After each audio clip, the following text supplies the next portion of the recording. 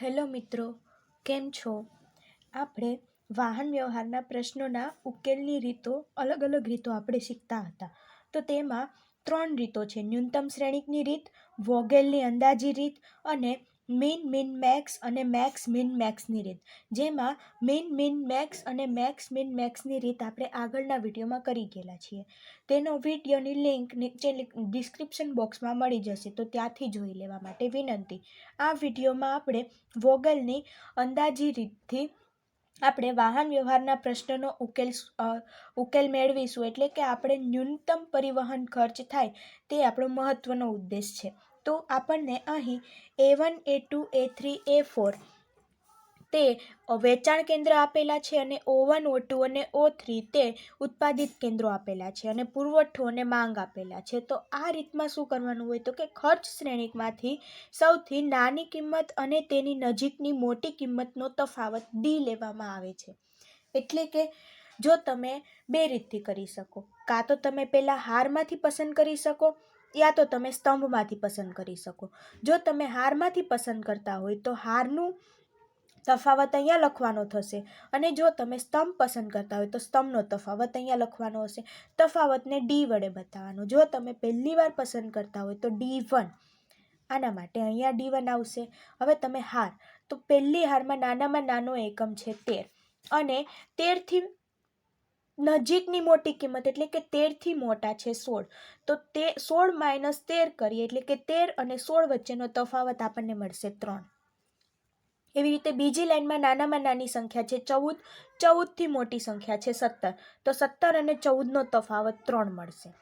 ત્રીજી લાઈનમાં સૌથી નાનામાં નાની સંખ્યા છે 18 અને 18થી મોટી સંખ્યા છે 27. તો 27માંથી 18 બાદ કરશું તો આપણને મળશે 9. હવે એવી રીતે ઊભી લાઈનમાં કરવાનું. તો પહેલા સ્તંભમાં નાનામાં નાની સંખ્યા છે 17 અને 17થી મોટી છે 21. તો 21 - 17 કરતાં આપણને મળશે 4. પછી બીજા સ્તંભમાં નાનામાં નાની સંખ્યા 16 છે અને 16થી મોટી 18 છે. તો 18 - 16 કરતાં આપણને મળશે 2. પછી ત્રીજા સ્તંભમાં નાનામાં નાની સંખ્યા 14 છે અને 14થી મોટી સંખ્યા 18 છે. એટલે કે 18 - 14 કરતાં આપણને મળશે 4.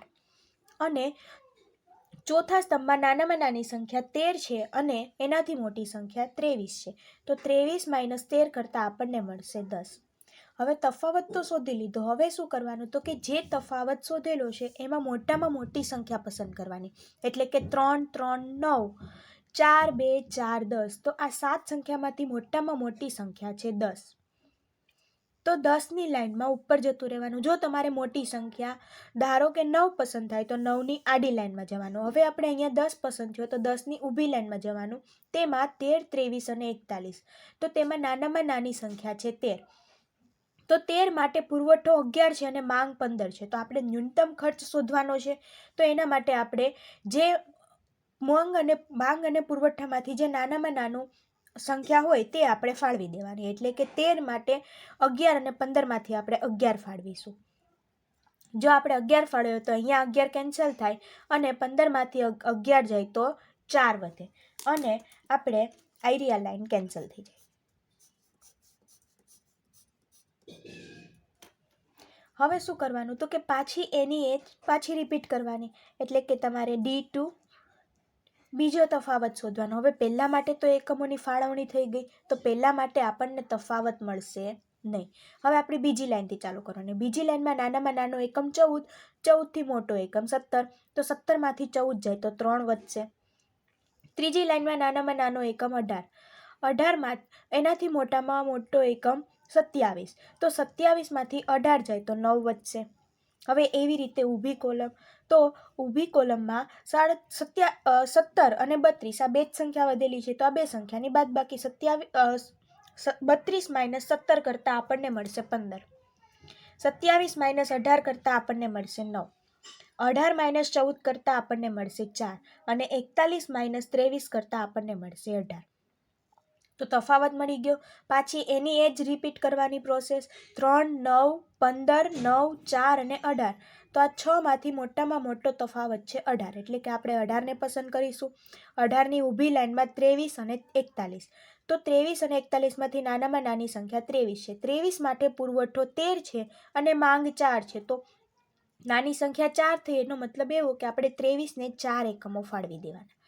23માંથી અહીંયા 4 જતા રહે અને 13માંથી 4 જાય એટલે 9 બચે. અને આપણે આ જે એકમ અહીંયા ફાળવી ગયેલા છે તો એ લાઈન કેન્સલ થઈ જશે. હવે સેમ પ્રોસેસ પાછી કરવાની. એના માટે તફાવત D3 શોધવાનો. તો પહેલી લાઈન માટે તો આપણને તફાવત મળવાનો જ નથી. બીજી લાઈનમાં નાનામાં નાની સંખ્યા છે 14 અને 14થી મોટી સંખ્યા છે 17. તો 17માંથી 14 જાય તો આપણને 3 વધે. ત્રીજી લાઈનમાં નાનામાં નાની સંખ્યા 18 છે, 18થી મોટા 27. તો 27 - 18 કરીએ તો 9 વધશે. હવે એવી રીતે અહીંયા પણ એવી રીતે. તો 32માંથી 17 કાઢીએ તો 15 વધશે. 27માંથી 18 કાઢીએ તો 9 વધશે. અને 18માંથી 14 કાઢીએ તો 4 વધશે. અને આ લાઈન માટે તો આપણને તફાવત મળવાનો જ નથી કેમ કે બધા એકમોની ફાળવણી થઈ ગયેલી છે. હવે 3, 9, 15, 9 અને 4. તો આ 5માંથી મોટામાં મોટા છે 15. તો 15ની લાઈનમાં 17 અને 32માંથી નાનામાં નાની સંખ્યા 17. તો 17 માટે પુરવઠો 9 છે અને માંગ 6 છે. તો 9 અને 6માંથી 6 નાના છે એટલા માટે આપણે 17ને 6 એકમ આપશું. અહીંયા 6 કેન્સલ થઈ જાય અને 9માંથી 6 એકમ જતા રહે એટલે 3 વધશે.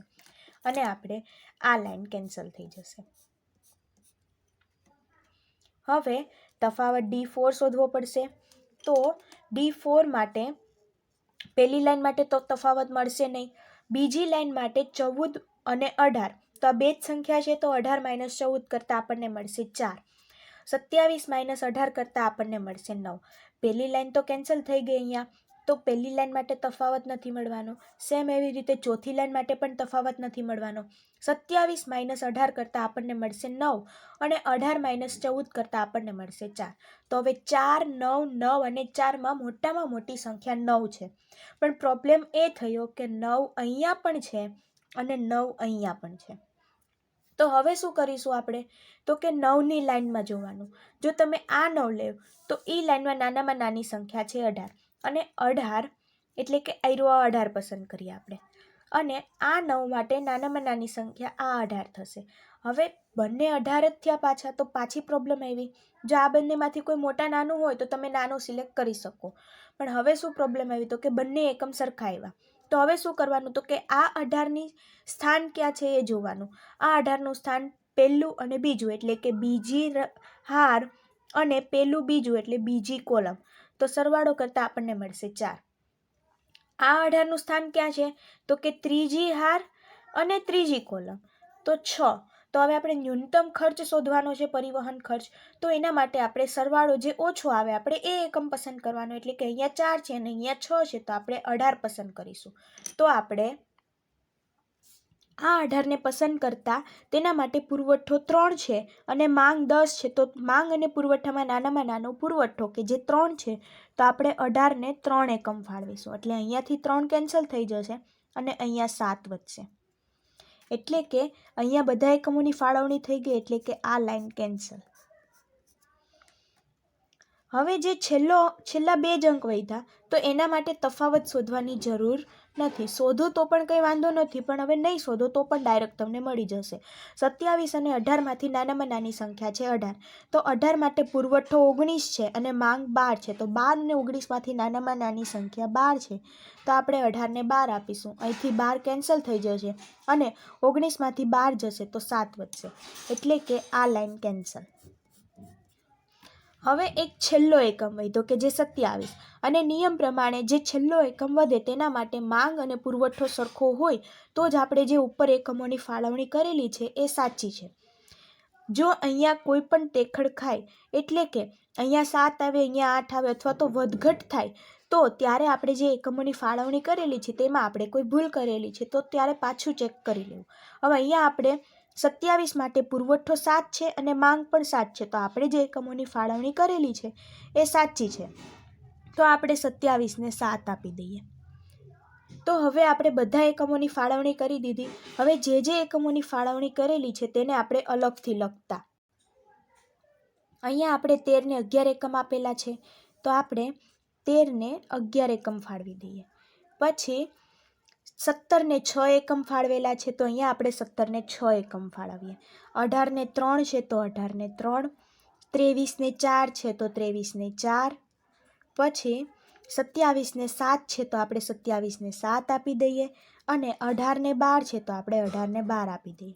હવે આપણે પરિવહન ખર્ચ શોધવો હોય તો પરિવહન ખર્ચ એટલે કે હવે આપણે જે વસ્તુ આપી દીધેલી છે એ લખી દેવાનું, OI ગુણ્યા AJ, એટલે કે OI એટલે કે 13 ગુણ્યા 11, અહીંયા 17 ગુણ્યા 6, અહીંયા 18 ગુણ્યા 3, અહીંયા 23 ગુણ્યા 4, આના માટે 27 ગુણ્યા 7, અને છેલ્લે લાસ્ટમાં 18 ગુણ્યા 12. તો આ બધાનો ગુણાકાર કરતાં 13 ગુણ્યા 11 આપણને 143 મળશે, 17 ગુણ્યા 6 કરતાં 102 મળશે, 18 ગુણ્યા 3 કરતાં 54 મળશે, 23 ગુણ્યા 4 કરતાં 92 મળશે, 27 ગુણ્યા 7 કરતાં આપણને 189 મળશે, અને 12 ગુણ્યા 18 કરતાં આપણને 216 મળશે. અને આ બધાનો સરવાળો કરતાં આપણને 796 રૂપિયા મળશે, કે જે આપણો ઓછામાં ઓછો પરિવહન ખર્ચ છે. તો મિત્રો, આવી રીતે આપણે વોગેલની અંદાજિતની રીતથી આપણે વાહન વ્યવહારનો પ્રશ્ન ઉકેલી શકીએ છીએ. જો તમને મારો વિડીયો પસંદ આવ્યો હોય તો લાઇક, શેર અને સબસ્ક્રાઈબ જરૂરથી કરશો, કે જેથી મારા નવો વિડીયોની નોટિફિકેશન તમને સૌ પ્રથમ મળી રહે.